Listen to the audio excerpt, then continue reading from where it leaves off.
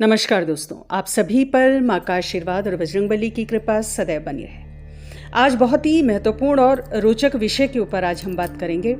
आज जानेंगे उन कारणों के बारे में जो नेगेटिव एनर्जी को आपकी ओर अट्रैक्ट करते हैं।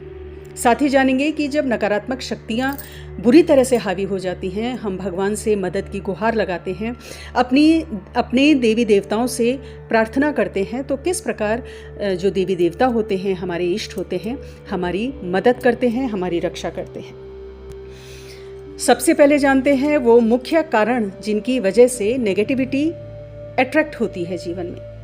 तो बहुत से बाहरी दुश्मन हम ढूंढ लेते हैं, बाहरी कारण हम अपनी समझ से डिसाइड कर लेते हैं, जिसकी वजह से नेगेटिविटी हमारी ओर आ रही है। जैसे किसी ने काला जादू कर दिया है, कोई गुप्त शत्रु है, किसी पड़ोसी की नज़र लग गई है जो हमारे प्रति बुरे भाव रखता है, नेगेटिव सोच रखता है।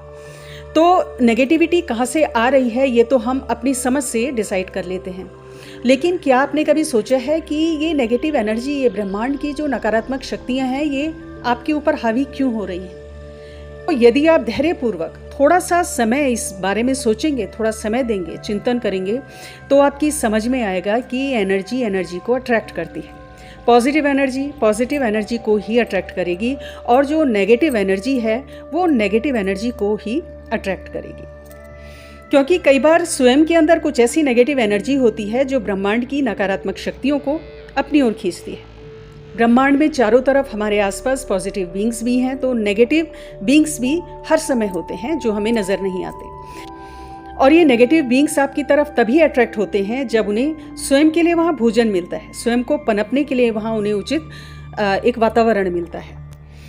और इस नेगेटिव एनर्जी के जो मूल कारण हैं वो हैं 4 कषाय: क्रोध, मान, माया और लोभ। कषाय अर्थात जो मन को कस देता है, मन को बांध देता है।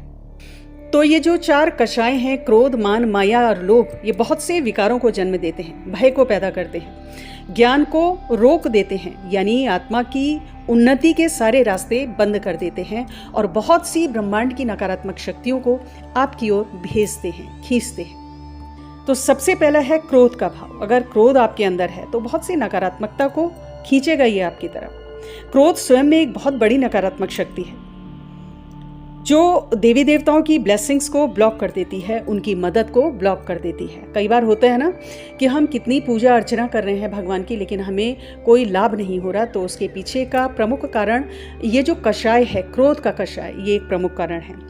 और जो नेगेटिविटी है बाहर की, उसको अट्रैक्ट करता है। एक क्रोधी आदमी अच्छा या बुरा, सही या गलत नहीं समझ पाता। क्रोध की पट्टी जब आंखों पर चढ़ जाती है तो हर चीज़ में कमियां दिखती हैं, दूसरों में बुराइयां नजर आती हैं, डिसीजन गलत होते हैं, मन में नकारात्मक भाव पैदा होते हैं, और फिर ब्रह्मांड की नकारात्मक शक्तियां जो आपके आसपास हैं वो स्वतः ही आपकी ओर खींची चली जाती हैं, क्योंकि उस प्रकार की वाइब्रेशंस, उस प्रकार की सेंसेशंस उन्हें मिल रही हैं, अपने अनुकूल परिस्थितियां उन्हें मिल रही हैं, तो वो आपके ऊपर हावी हो जाती हैं और वहाँ पनपती हैं। दूसरा कषाय है मान, अर्थात अहंकार। अहंकार की जब पट्टी आंखों पर बंध जाती है तो दूसरे लोग तुच्छ लगते हैं, स्वयं को इंसान श्रेष्ठ मानता है, और बड़े बड़े महान भक्त, साधु, संत भी इस कषाय के वश में, अर्थात मान के, इस अहंकार के वश में आ जाते हैं और स्वयं का नाश कर देते हैं। हमारे शास्त्रों में इसका वर्णन है, और सबसे बड़ा उदाहरण तो स्वयं रावण का ही है, जो महान ज्ञानी, महान पंडित और बेहद शक्तिशाली था, लेकिन इस मान के वश में अपने पूरे कुल का सर्वनाश का कारण बना। तीसरा माया, जो अच्छे अच्छे ज्ञानियों को वशीभूत कर लेती है। माया के जाल में उलझा व्यक्ति उसी प्रकार छटपटाता है जैसे मकड़ी के जाल में फंसा कीड़ा, और वहीं छटपटाते हुए प्राण त्याग देता है। अर्थात इस भौतिक संसार की चमक दमक, आकर्षण और वासनाओं के वशीभूत होकर, इसी में उलझकर ये बहुमूल्य मानव जीवन व्यर्थ कर देता है, बहुत सी नकारात्मक शक्ति को अपने जीवन में अट्रैक्ट करता है, आत्मा के उत्थान का प्रयास नहीं करता। चौथा कषाय लोभ, लालच, जो जब मन पर हावी हो जाता है तो सर्वनाश कर देता है। एक लोभी व्यक्ति कभी भी आत्म जागृति को प्राप्त नहीं कर पाता, सकारात्मक ऊर्जाओं को जीवन में अट्रैक्ट नहीं कर पाता। अपने लोभ से वशीभूत होकर कुछ समय के लिए वो बहुत सारा पैसा, बहुत सारी चीज़ों को, दूसरों की चीज़ों को हड़प कर भौतिक रूप से सुखी तो हो जाता है, लेकिन ये जो उसका कषाय है, लोभ का कषाय, लालच का कषाय, अंत में उसे गर्त में ढकेल देते हैं। ये लालच बहुत नेगेटिव एनर्जी को, बहुत सारे विकारों को जन्म देता है। तो इस प्रकार ये चारों कषाय जो हैं, ये ब्रह्मांड में फैली हुई बहुत सी नेगेटिव एनर्जी को आपकी ओर खींचते हैं। और कहते हैं ना कि भूत प्रेत लग गया है, किसी की नज़र लग गई है, हम यहाँ से गुजर रहे थे, कोई नेगेटिव एनर्जी चिपक गई है। तो ये नेगेटिव बीइंग्स आपकी ओर तभी आते हैं जब आपकी ऑरा वीक हो जाती है। इन कषाय के कारण आपकी ऑरा वीक हो जाती है। जो भी आप नित्य पूजा साधनाएं आदि करते हो, कवच आदि का पाठ करते हो, वो उस प्रकार से जागृत नहीं हो पाता है जिस प्रकार से होना चाहिए। और फिर जो नेगेटिव बीइंग्स होते हैं, उन्हें आपकी ऑरा में ये सब चीज़ें, ये सब विकार नज़र आते हैं। उनको पनपने का पूरा अवसर मिलता है, वो आपकी ऑरा में चिपक जाते हैं, आपकी ओर अट्रैक्ट हो जाते हैं। तो बाहरी कारणों के प्रति तो सतर्क रहें। अगर आपको लगता है कि कोई गलत जगह है, कोई नकारात्मक जगह है जहाँ आपको नहीं जाना है, जहाँ अनैतिक कार्य हो रहे हैं, वहाँ ना जाएं। आपको लगता है कोई नेगेटिव व्यक्ति है जिसमें बहुत सारे तामसिक भाव हैं, तामसिक वृत्ति है, तो निश्चित रूप से ऐसे लोगों से आप दूर रहें। लेकिन साथ ही साथ स्वयं के आचरण को भी आपको उन्नत करना होगा, स्वयं की आत्मा को भी पवित्र करते रहें और इष्ट की शरण में रहेंगे तो जरूर आत्मोन्नति होती है, आत्म जागृति होती है। अब दूसरा पॉइंट है कि जब हम देवी देवताओं से मदद के लिए प्रार्थना करते हैं तो किस प्रकार दैवीय शक्तियाँ हमारी मदद करती हैं।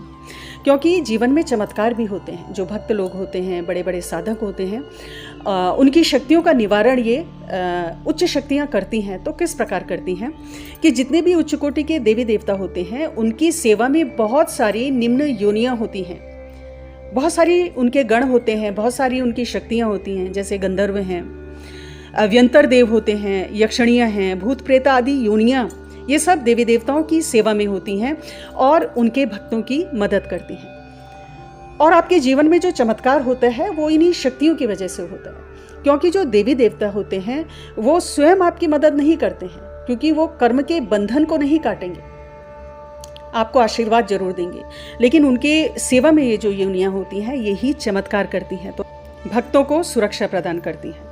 तो निरंतर निश्चित रूप से अपने इष्ट की सेवा में जो होते हैं, इन उच्च शक्तियों की सेवा में, जो जैसे माँ काली हैं, हनुमान जी हैं, या शक्ति के विभिन्न रूप हैं, 10 महाविद्याएं हैं, ये सब उच्च कोटि की शक्तियाँ हैं। इनकी सेवा में जो भी भक्त होते हैं तो इनकी जो अधीन शक्तियाँ होती हैं आपके आसपास सदैव रहती हैं। बहुत सारी सिद्धियाँ होती हैं जो इनकी सेवा से प्राप्त होती हैं, वो आपकी मदद करती हैं। तो निश्चित रूप से नेगेटिव ऊर्जाओं से बचने के लिए अपने इष्ट की शरण में आपको रहना है। नित्य उनके मंत्रों का जाप करें। माँ काली जो जागृत देवी हैं, हनुमान जी हैं, भैरव जी हैं, या आपकी जो भी इष्ट हैं, उनके निरंतर उनके मंत्रों का जाप, उनके कवच आदि का जाप आपको करना चाहिए। निरंतर ध्यान, मेडिटेशन आदि आपको करना चाहिए। साथ ही आपकी आत्मा दिन पर दिन ऊपर की तरफ उसकी एनर्जी हो, आपकी स्वयं की एनर्जी ऊपर की ओर उठे, इस चीज़ का आपको ध्यान रखना चाहिए। ये जो जितने भी देवी देवता होते हैं ये अभय मुद्रा में होते हैं। आपने देखा होगा, माँ काली हैं या जो भी देवी शक्ति हैं अभय मुद्रा में होती हैं, यानी अपने भक्तों को अभय प्रदान करती हैं, आपका भय दूर करती हैं। जब भय आपका दूर होगा तो ज्ञान उदय होगा। ज्ञान तभी पैदा होता है जब भय रहित हो जाता है इंसान। एक भय में जीने वाला व्यक्ति कभी भी ढंग से सोच नहीं पाता, उसकी बुद्धि कुंठित हो जाती है।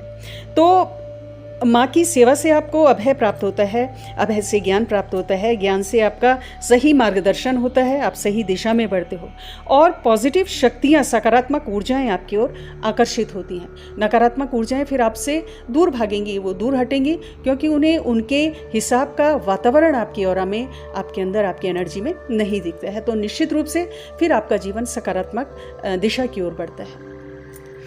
तो जब आप अपने इष्ट से प्रार्थना करते हैं, आप माँ से प्रार्थना कर रहे हैं, माँ काली से प्रार्थना करते हैं, तो अभय मांगे उनसे कि माँ हमें अभय का दान दे।